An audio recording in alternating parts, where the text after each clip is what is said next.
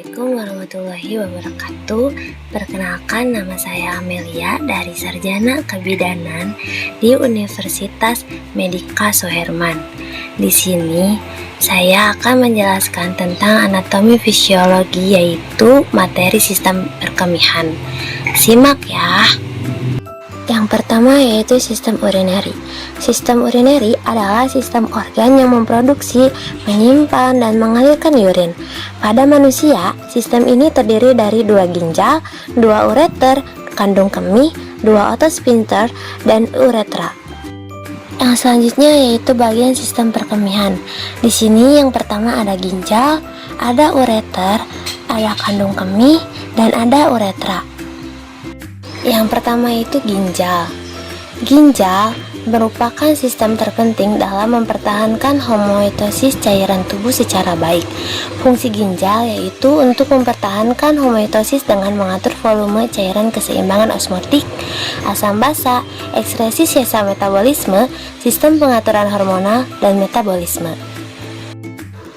Selanjutnya struktur ginjal.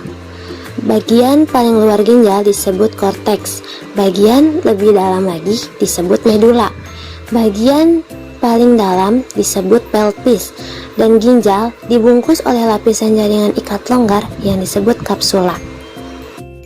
Yang kedua yaitu ureter. Ureter terdiri dari 2 pipa yang masing-masing bersambung ke ginjal ke kandung kemih. Fisiologi ureter yaitu menyalurkan urin dari ginjal ke vesika urinaria. Vesika urinaria secara serong, sehingga ketika vesika urinaria terisi, urin tidak kembali.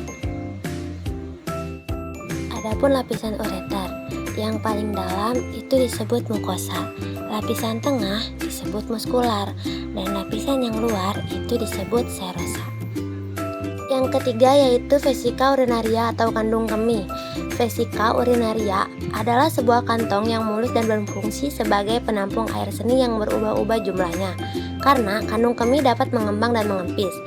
Vesika urinaria berbentuk seperti buah pir atau kendi, terdiri dari fundus dan bladder neck, terletak dalam panggul di belakang simfisis pubis. Fisiologi vesika urinaria, tempat menampung urin sebelum dikeluarkan dari tubuh, dengan terisinya VU sampai 500 cc interna berkontraksi mempertahankan kontinen. Selanjutnya yaitu lapisan vesika urinaria.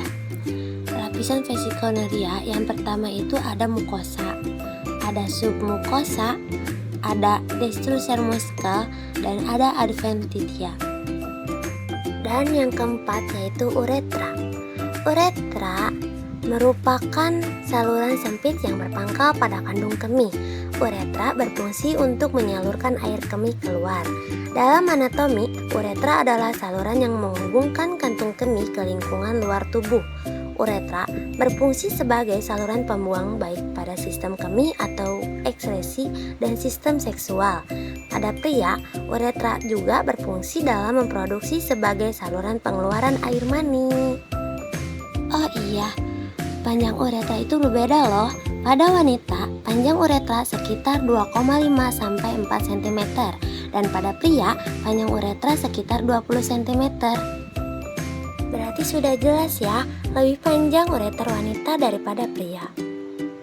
Nah, itu yang menyebabkan wanita itu lebih beresiko terkena infeksi kantung kemih atau sistitis dan infeksi saluran kemih. Selanjutnya kita simak proses pembentukan urin. Simak ya. Proses pembentukan urin terjadi dalam 3 tahap, yaitu filtrasi, reabsorpsi, dan sekresi. Cairan yang akan disaring oleh nefron dibawa oleh darah ke glomerulus. Setiap hari ada sebanyak 180 liter air yang disaring oleh glomerulus. Ini berarti bahwa cairan dalam tubuh kita disaring sampai 30 kali dalam sehari. Setiap saat, darah kotor melewati ginjal dan keluar menjadi darah bersih. Darah yang telah memasuki ginjal akan datang kembali untuk disaring setelah beberapa jam. Kapiler glomerulus sangat mudah dilewati oleh molekul air dan larutan kecil. Tekanan darah di dalam ginjal tinggi sehingga air menuju ke glomerulus. Komposisi hasil filtrasi yang masuk ke glomerulus adalah air, NaCl, ion bikarbonat, ion hidrogen, urea, glukosa, asam amino, dan sisa obat-obatan. Panah berwarna biru adalah aliran reabsorpsi, sedangkan yang berwarna hijau adalah sekresi. Pada tubulus proksimal, terjadi reabsorpsi glukosa, asam amino, NaCl, air, ion bikarbonat, dan sekresi ion hidrogen dan sisa obat-obatan. Kemudian, aliran urin menurun mengikuti pembuluh dan sampai di lengkung Henle, di mana terjadi reabsorpsi air dan NaCl. Reabsorpsi NaCl, air, ion bikarbonat dan sekresi ion kalium dan ion hidrogen terjadi di tubulus contortus distal. Tubulus distal berakhir di saluran pengumpul. Saluran pengumpul melakukan reabsorpsi jika tubuh kekurangan cairan dan mineral. Hasil reabsorpsi dan filtrasi inilah yang akan dikumpulkan menjadi urin. Jadi, proses pembentukan urin itu ada 3 tahapan. Ada filtrasi, reabsorpsi, dan augmentasi. Dan ada pun faktor yang mempengaruhi pembentukan urin, yaitu ada volume air minum, hormon ADH, saraf, hormon insulin, suhu lingkungan, dan gejolak emosi. Mungkin cukup sekian dari saya. Terima kasih. Semoga bermanfaat ya.